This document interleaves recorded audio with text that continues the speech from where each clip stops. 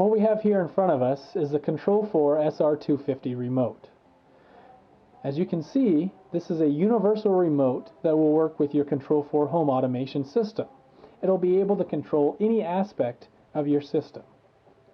Now, if we look right here, our remote is in the living room. It also displays the time.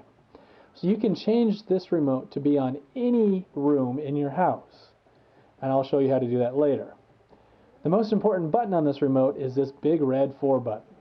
When that button is pressed, it'll then pull up the GUI, which is the home controller on your system. And in our case, the living room has an HC800. Now, with the arrows and the select button, we'll be able to navigate through the GUI to watch, listen, look at your cameras, adjust your thermostat, put down the blinds. Whatever your system can do, this remote will be able to do it.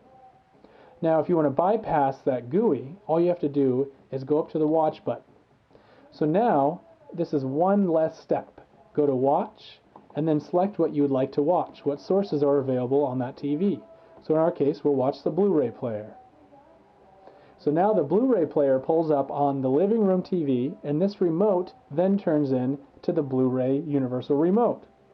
All these buttons will then navigate through the Blu-ray player.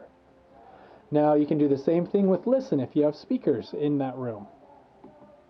Now down below we have these universal buttons, the colored buttons, which you can program to do anything that you can think of that your home automation system can do.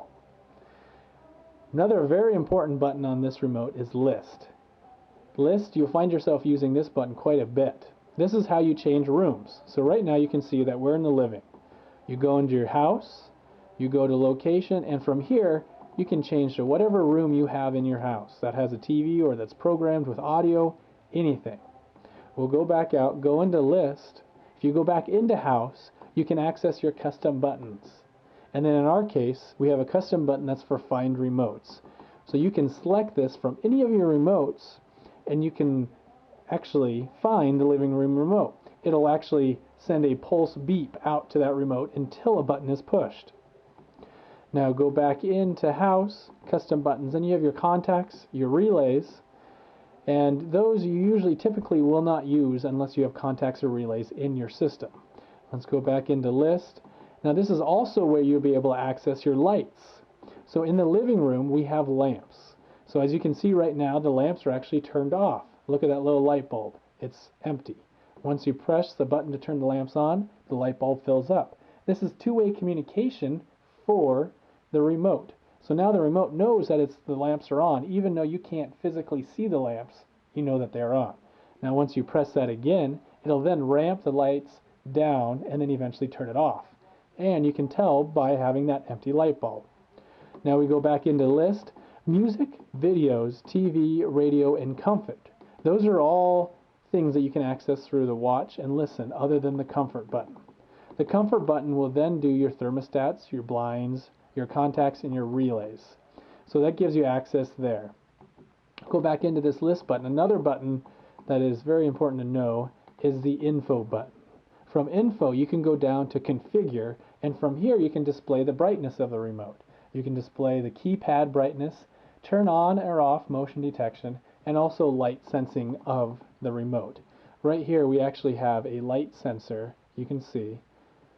That actually will be able to turn on or off the remote as far as the backlit goes. Let's get back out of here, and then we'll go through the buttons a little bit more. We have the guide, previous, and guide will be whatever you're watching. So the Blu-ray, if you press guide, it'll take you back to the guide. If you're in the cable box, guide will take you back to the cable box guide. Previous button goes back one page. Page up, page down. You'll probably use those if you're watching the cable box and to scroll up and down in a faster pace.